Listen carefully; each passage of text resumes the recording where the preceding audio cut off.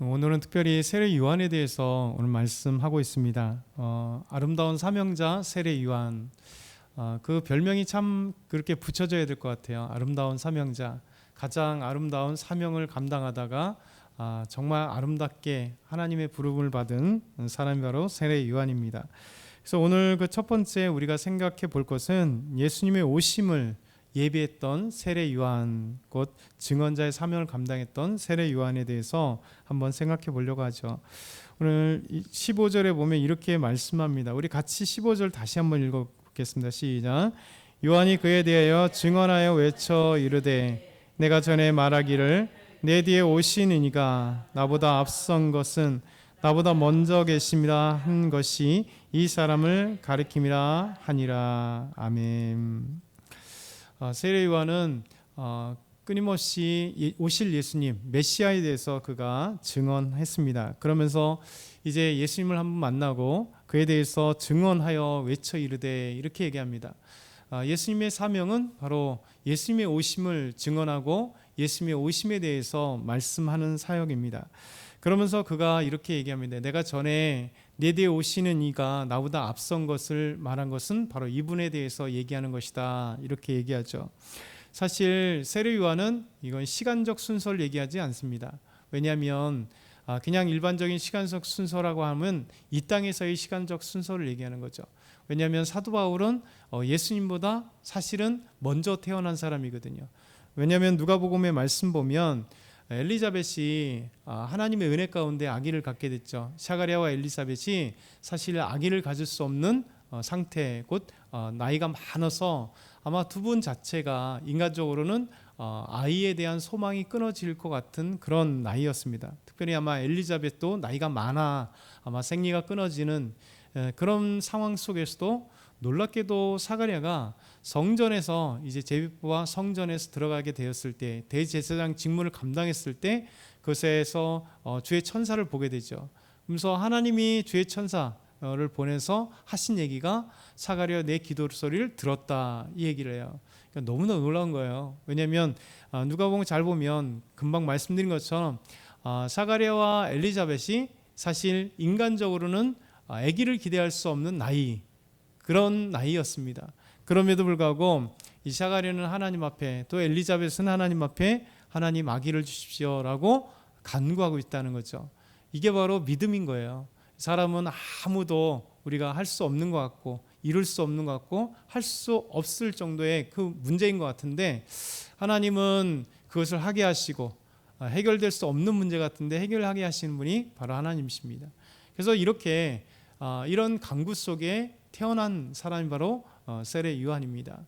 근데 세례 요한이 엘리사벳이 아기를 가졌을 때 아기를 가진 것 자체가 온 동네의 기쁨이죠. 아기를 가질 수 없었던 여인이 아기를 갖게 되었을 때 그래서 하나님께 영광이요 또 많은 사람들에게 기쁨을 주는 그런 세례 요한이 된 것입니다.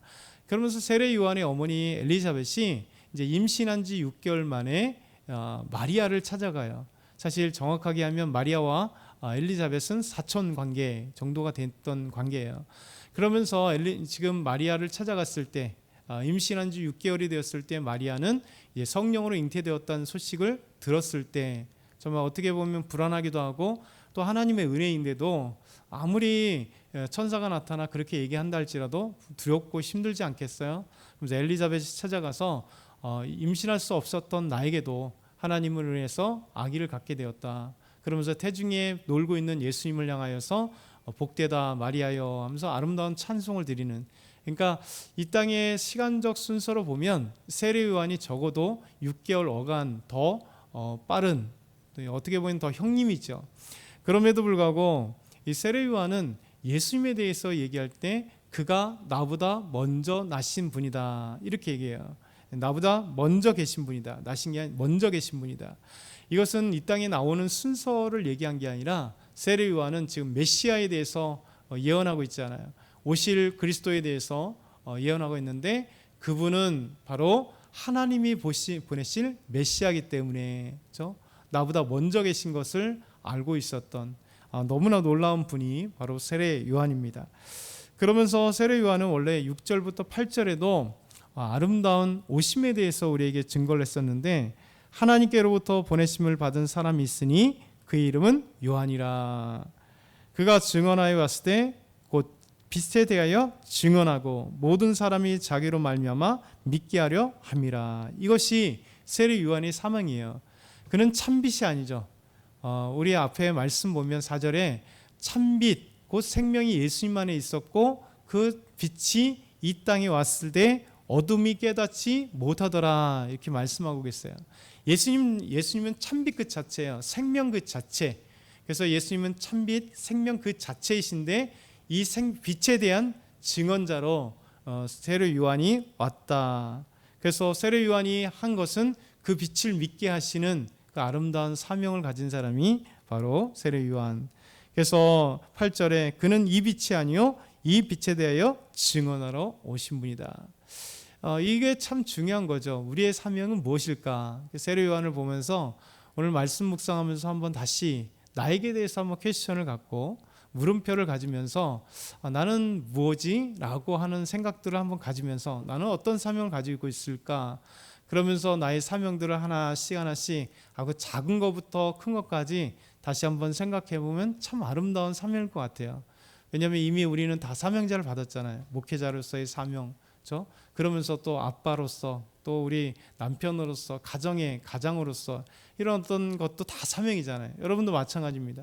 교회 집사님으로서의 사명들, 리더로서의 사명들, 또 여러 가지 봉사자로서의 사명들이, 우리 주님을 위한 아름다운 사명들은 내가 하고자 해서 하는 것도 있겠지만 하나님이 나에게 믿음을 주셔서 그 믿음대로 나의 사명들을 지금 감당하고 있기 때문에 항상 우리의 사명들을 점검해 보는 것은 참 중요하죠.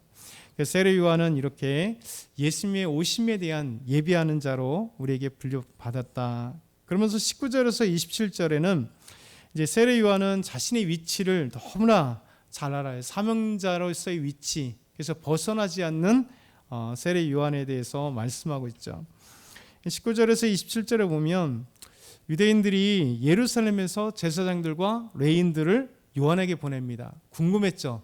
왜냐하면 세례 요한이 지금 이제 요단강 건너편에 베다니에 있을 때이니까 많은 사람들이 그곳에서 세례 요한에게 세례를 받고 또 광야에서는 정말 많은 외침, 회개의 외침을 하니까 수많은 사람들이 유대 광야에, 그 황량한 유대 광야에 가서 세례 요한의 말씀을 듣는 거예요.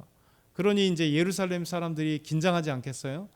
저 사람이 드디어 어떤 선지자가 나타난 것 같은데 저렇게 광야에 수많은 사람들이 몰려가서 그 사람의 메시지를 듣고, 그렇죠? 그리고 요단강에서 세례를 받는다면 도대체 저 사람이 그 메시아인가 아니면 선지자인가, 도대체 어떤 사람인가, 이것이 이제 유대 종교 지도자들의 큰 관심이 된 거예요. 자기들이 집중해야 되는데 자기보다 더 뛰어난 사람들이 몰려가고 있는 저분의 메시지가 도대체 누굴까? 저 사람의 정체가 뭘까?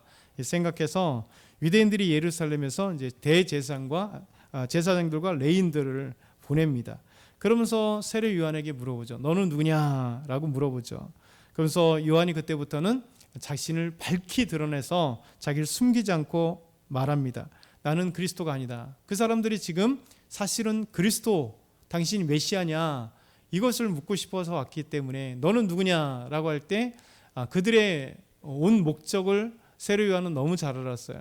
그래서 나는 그리스도가 아니라, 그러면 너는 누구냐? 엘리야냐?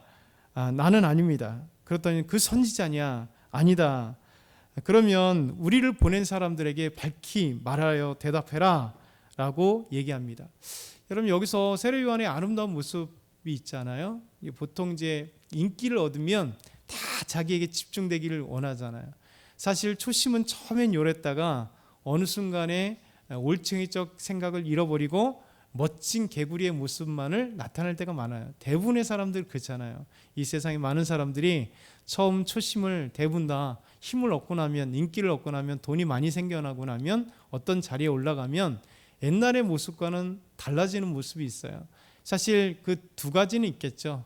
왜냐하면 그 자리에 가면 당연히 옛날 모습으로 있으면 안 되겠죠. 그 자리의 모습으로, 만약에 군인으로 생각한다면 처음 대위의 모습과 아니면 소위나 대위의 모습과 아니면 장군의 모습은 달라야겠죠. 왜냐하면 그 책임감이 틀리니까 그의 역할. 그러나 사람이 바뀌면 안 되겠죠.